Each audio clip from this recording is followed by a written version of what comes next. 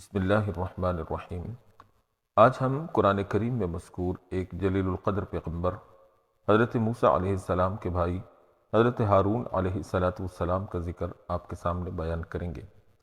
حضرت ہارون علیہ السلام کا تذکرہ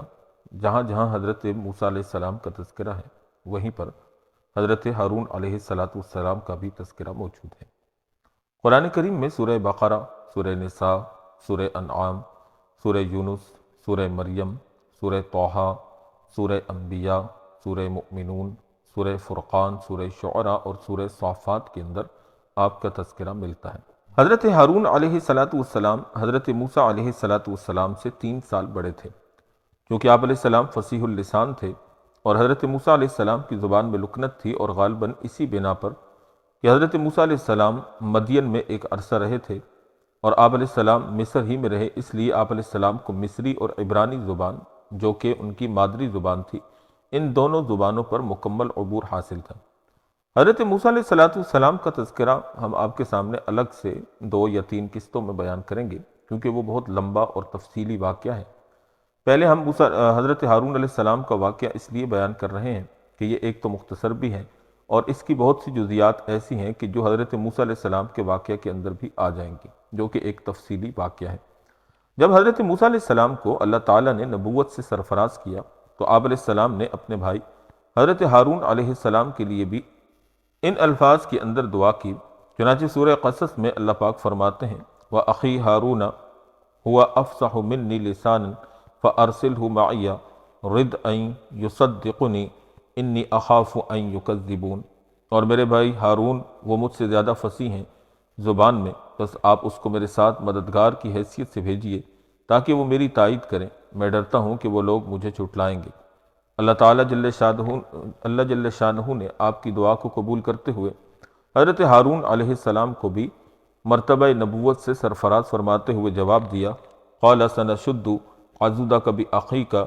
ونجعل لکما سلطانا فلا یصلون الیکما بآیاتنا انتما ومن اتبعکما الغالبون، فرمایا کہ ہم تمہارے بھائی کے ذریعے تمہارے بازو کو مضبوط کر دیں گے اور ہم تم دونوں کو غلبہ دیں گے تو وہ تم لوگوں تک نہ پہنچ سکیں گے، ہماری نشانیوں کے ساتھ تم دونوں اور تم دونوں کی پیروی کرنے والے ہی غالب رہیں گے۔ سورہ مریم میں اللہ پاک فرماتے ہیں وَوَهَبْنَا لَهُ مِن رَحْمَتِنَا أَخَاهُ هَارُونَ نَبِيًّا، اور ہم نے اپنی رحمت سے موسیٰ کے بھائی ہارون کو نبی بنا کر موسیٰ کو عطا کر دیا۔ سورہ فرقان میں اللہ پاک فرماتے ہیں وَلَقَدْ آتَيْنَا مُوسَى الْكِتَابَ وَجَعَلْنَا مَعَهُ أَخَاهُ هَارُونَ وَزِيرًا فَقُلْنَا اذْهَبَا إِلَى الْقَوْمِ الَّذِينَ كَذَّبُوا بِآيَاتِنَا فَدَمَّرْنَاهُمْ تَدْمِيرًا،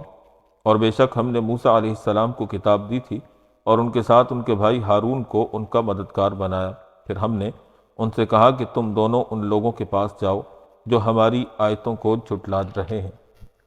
پھر ہم نے ان کو بالکل تباہ و برباد کر دیا۔ نبوت ملنے کے بعد آپ علیہ السلام اپنے بھائی حضرت موسیٰ کے شانہ بشانہ رہے اور ہر معاملہ میں آپ علیہ السلام ان کے ساتھ رہے، اور بھائی کی غیر موجودگی میں آپ علیہ السلام نیابت کا فریضہ سر انجام دیتے رہے۔ حضرت موسیٰ علیہ السلام کی جتنے بھی واقعات ہیں ان تمام میں حضرت ہارون علیہ السلام اپنے بھائی موسیٰ علیہ السلام کے ساتھ تھے۔ حضرت موسیٰ علیہ السلام جب تورات لینے کوہ طور پر تشریف لے گئے تو حضرت ہارون علیہ السلام کو اپنا نائب بنا دیا۔ چنانچہ سورہ اعراف میں اللہ پاک اس کو یوں بیان کرتے ہیں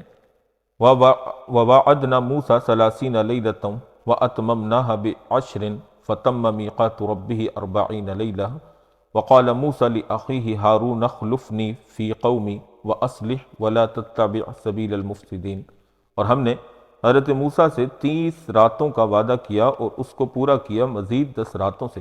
تو اس کے رب نے مدت 40 راتوں میں پوری ہوئی۔ حضرت موسیٰ علیہ السلام نے اپنے بھائی ہارون علیہ السلام سے کہا کہ میرے پیچھے تم میری قوم میں جانشینی کرنا اور ان کی اصلاح کرتے رہنا اور بگاڑ پیدا کرنے والوں کے طریقے پر نہ چلنا۔ حضرت موسیٰ علیہ السلام تورات لینے کی غرض سے کوہ طور پر تشریف لے گئے اور حضرت ہارون علیہ السلام کو اپنا نائب بنا دیا۔ کوہ طور پر بجائے 1 ماہ کے 40 دن گزر گئے، جو کہ حضرت موسیٰ علیہ السلام کے واقعے میں پورا واقعہ آپ کے سامنے آئے گا انشاءاللہ۔ بعض تفاسیر میں ہے کہ بنی اسرائیل نے دیکھا کہ مقررہ مدت میں 30 روز گزر گئے اور حضرت موسیٰ علیہ السلام واپس نہ آئے تو ان کو یہ بات اچھی نہ لگی، ادھر حضرت ہارون علیہ السلام نے حضرت موسیٰ کے رخصت ہونے کے بعد قوم کو خطبہ دیا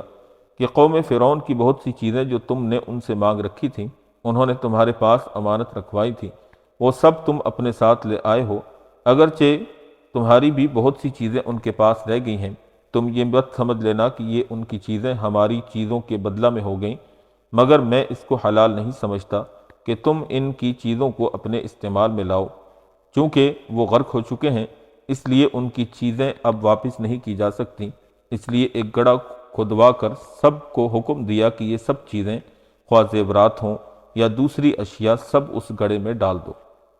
حضرت ہارون علیہ السلام نے پھر اس گڑھے پر آگ جلوا دی، جس سے یہ تمام سامان جل گیا، اور فرمایا کہ یہ اب نہ ہمارا رہا نہ ان کا رہا۔ بنی اسرائیل کے گناہوں میں ایک بہت بڑا گناہ یہ تھا کہ انہوں نے بچھڑے کی عبادت شروع کر دی۔ اس کے واقعہ کی تفصیل کے اندر جانے سے پہلے اس واقعہ کے مرکزی کردار سامری کے متعلق جان لینا ضروری ہے۔ چنانچہ علماء نے لکھا ہے کہ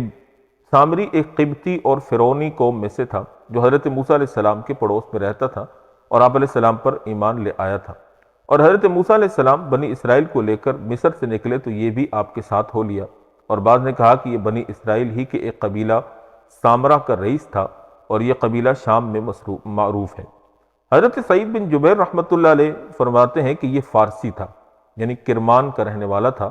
اور حضرت عبداللہ بن عباس رضی اللہ تعالی عنہما فرماتے ہیں کہ یہ ایسی قوم کا آدمی تھا جو گائے کی پرستش کرنے والی تھی۔ تفسیر قرطبی کے حاشیہ میں لکھا ہے کہ یہ ہندوستان کا ہندو تھا جو کہ گائے کی عبادت کرنے والا تھا۔ مشہور یہ ہے کہ اس کا نام موسیٰ بن ظفر تھا۔ ابن جریر نے حضرت ابن عباس سے روایت کی ہے کہ سامری کا نام موسیٰ تھا، اور جب یہ پیدا ہوا تو فرعون کی طرف سے تمام بنی اسرائیلی لڑکوں کو قتل کا حکم جاری تھا۔ اس کی والدہ کو خوف ہوا کہ فرعونی سپاہی کہیں اس کو قتل نہ کر دیں، بہتر یہ سمجھا کہ اس کو جنگل میں ایک غار کے اندر رکھ کے اوپر سے بند کر دیا جائے۔ چنانچہ اس کی والدہ نے ایسا ہی کیا۔ ادھر اللہ تعالیٰ نے حضرت جبریل امین کو اس کی حفاظت اور اس کی کفالت پر مامور کر دیا۔ وہ اپنی ایک انگلی پر شہد، ایک پر مکھن، ایک پر دودھ لاتے اور اس بچے کو چٹا دیتے، یہاں تک کہ غار میں پل کر بڑا ہو گیا۔ اس کا انجام یہ ہوا کہ یہ کفر میں مبتلا ہوا اور بنی اسرائیل کو بھی مبتلا کر دیا۔ جب بنی اسرائیل مصر سے نکلے تو سامری بھی ان کے ساتھ ہو گیا۔ اس کو یہ عجیب اتفاق پیش آیا کہ اس نے حضرت جبریل امین کو ایک اثر کے طور پر دیکھا، جہاں ان کا قدم پڑتا اس جگہ زندگی اور نمو پیدا ہو جاتی، تو اس نے ایسی ہی جگہ سے مٹی کی مٹھی بھر کر اٹھا لی اور اس کو اپنے ہاتھ میں لیے ہوئے آ رہا تھا کہ حضرت ہارون علیہ السلام سے ملاقات ہوئی۔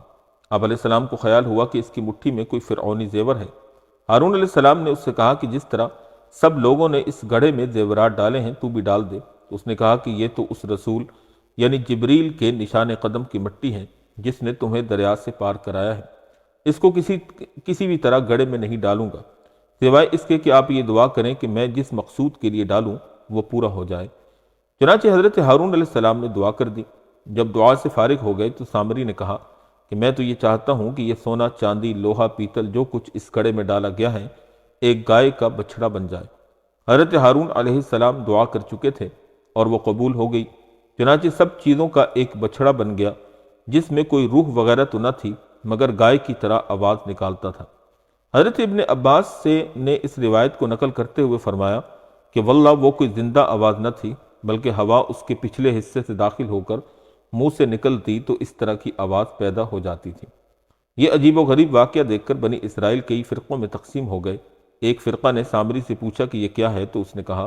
کہ یہی تمہارا اور موسیٰ کا خدا ہے، لیکن موسیٰ بھول کر دوسری طرف چلے گئے۔ چنانچہ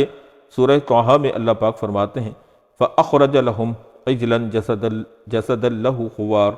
فَقَالُوا هَٰذَا إِلَٰهُكُمْ وَإِلَٰهُ مُوسَىٰ فَنَسِيَ، بس اس نے ان کے لیے ایک بچھڑا برآمد کر دیا، ایک ڈھانچہ جس سے بیل کسی آواز نکلتی تھی، بس اس کے بارے میں ان لوگوں نے کہا کہ یہ تمہارا معبود ہے اور موسیٰ کا بھی معبود ہے،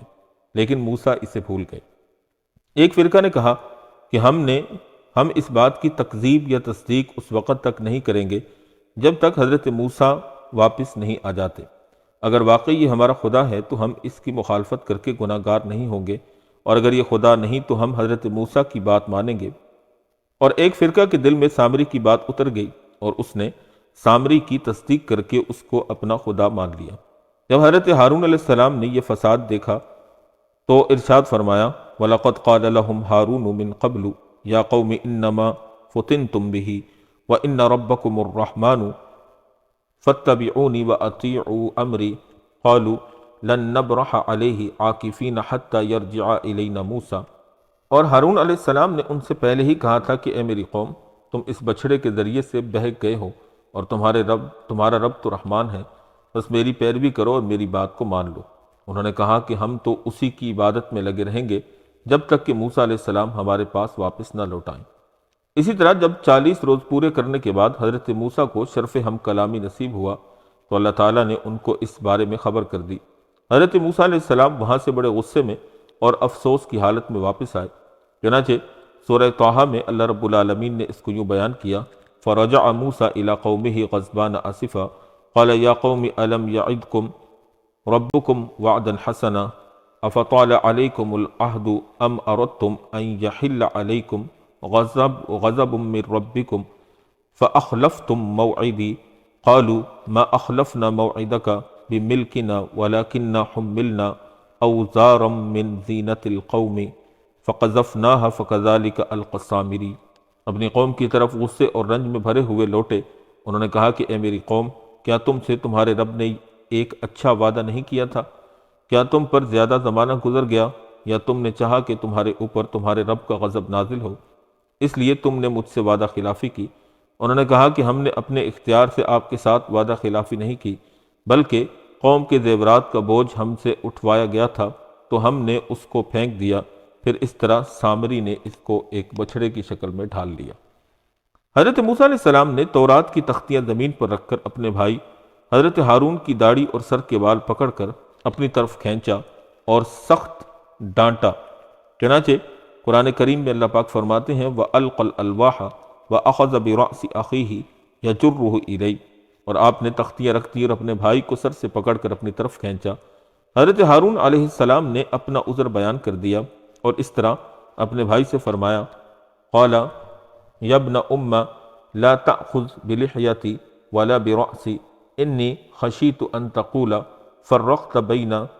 بَنِي إِسْرَائِيلَ وَلَمْ تَرْقُبْ قَوْلِي۔ ہارون علیہ السلام نے کہا کہ اے میری ماں کے بیٹے، آپ میری داڑھی نہ پکڑیں اور نہ میرا سر، مجھے یہ ڈر تھا کہ آپ کہو گے کہ تم نے بنی اسرائیل کے درمیان پھوٹ ڈال دی اور میری بات کا لحاظ نہ کیا۔ حضرت موسیٰ علیہ السلام نے اپنے بھائی کا صحیح عذر معلوم کر لینے کے بعد ان الفاظ سے اپنے بھائی کے لیے اللہ سے استغفار کی قال رب اغفر لی ولأخی وادخلنا فی رحمتک وانت ارحم الراحمین۔ کہا موسیٰ نے اے میرے رب، میری اور میرے بھائی کی مغفرت فرما اور ہم کو اپنی رحمت میں داخل فرما، اور تو بہترین رحم کرنے والا ہے۔ پھر موسیٰ علیہ السلام سامری کی طرف متوجہ ہوئے اور اس سے فرمایا کہ تو نے یہ حرکت کیوں کی؟ تو اس نے جواب دیا، قرآن کریم نے اس کو یوں بیان کیا قال بصرت بما لم يبصروا به فقبضت قبضة من اثر الرسول فنبذتها وكذلك سولت لي نفسی۔ اس نے کہا مجھ کو وہ چیز نظر آئی جو دوسروں کو نظر نہیں آئی، تو میں نے رسول کے نقش قدم سے ایک مٹھی اٹھائی اور وہ اس میں ڈال دی، اور میرے نفس نے مجھ کو ایسا ہی سمجھایا۔ حضرت موسیٰ علیہ السلام نے تحقیق کے دوران معلوم کر لیا کہ سارا قصور سامری کا ہے۔ اسے فرمایا کہ تیرے لیے یہ سزا ہے کہ تو زندگی بھر یہ کہتا پھرے گا مجھے کوئی ہاتھ نہ لگائے، ورنہ وہ بھی عذاب میں گرفتار ہو جائے گا۔ تیرے لیے ایک میعاد مقرر ہے، اس کے خلاف نہ ہوگا۔ چنانچہ ارشاد فرمایا قال فاذهب فإن لك في الحياة ان تقول لا مساس وإن لك موعدا لن تخلفه۔ حضرت موسیٰ علیہ السلام نے اس سے فرمایا کہ جا، تیری یہ سزا ہے کہ تو کہتا پھرے مجھے کوئی ہاتھ نہ لگائے، اور تیرے لیے ایک میعاد مقرر ہے جس کے خلاف نہ ہوگا۔ مفسرین نے لکھا ہے کہ سامری جنگل میں چلا گیا اور یہی پکارتا تھا کہ مجھے مت ہاتھ لگانا، کیونکہ اگر کوئی اس کو ہاتھ لگاتا تو دونوں کو بخار چڑھ جاتا۔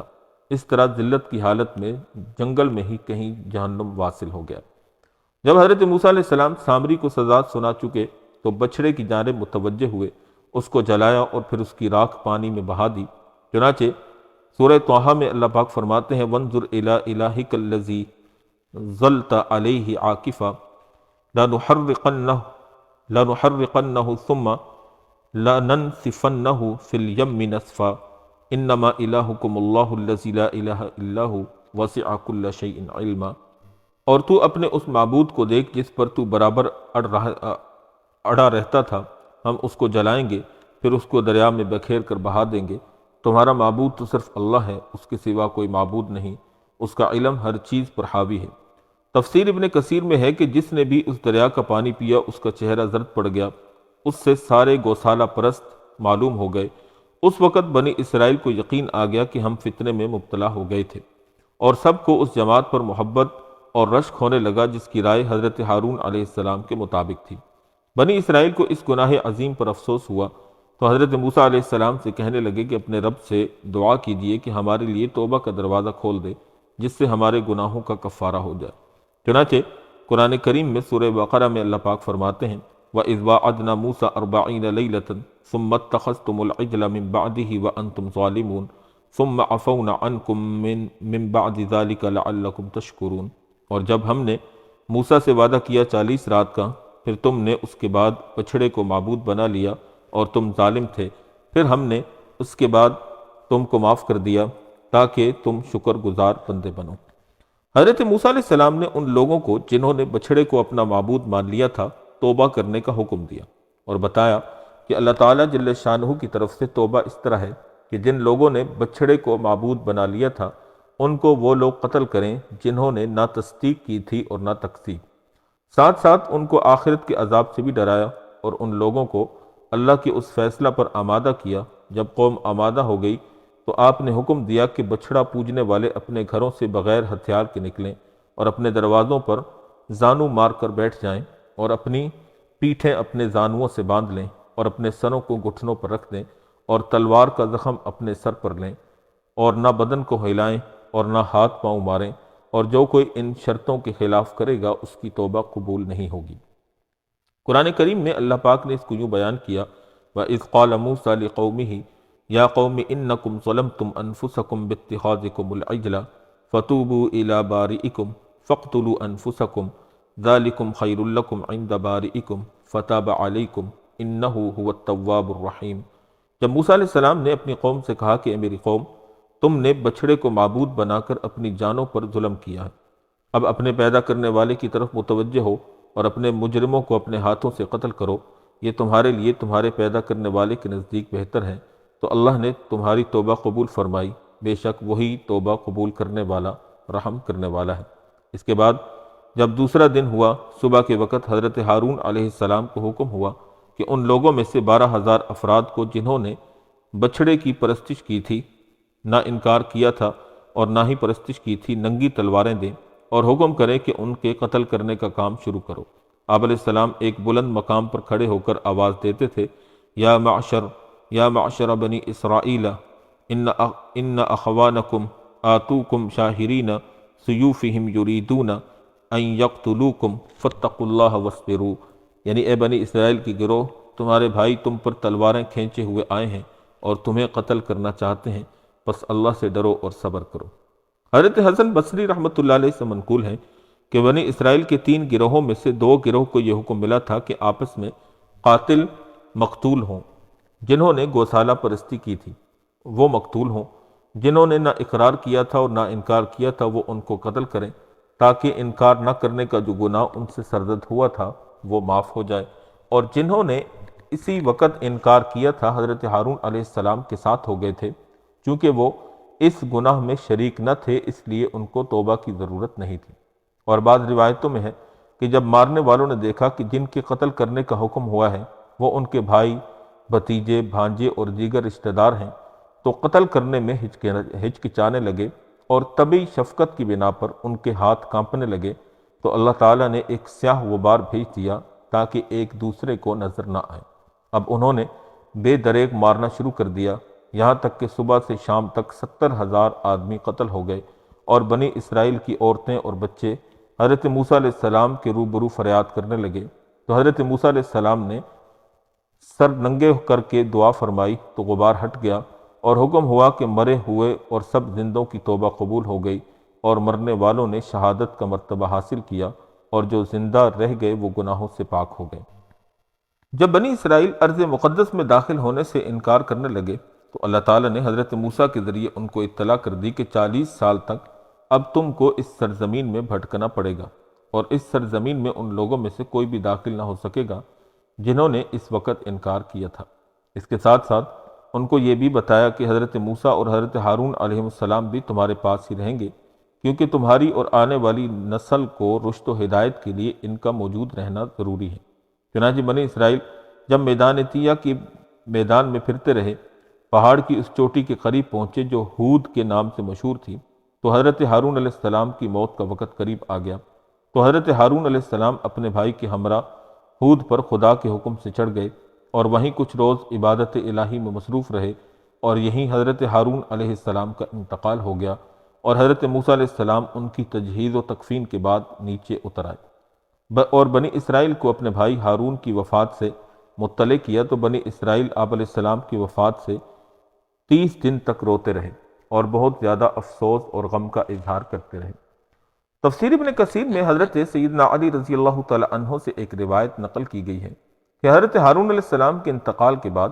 لوگوں نے حضرت موسیٰ کی طرف بدگمانی کی کہ کہیں انہوں نے ہی اپنے بھائی کو قتل کر دیا ہو،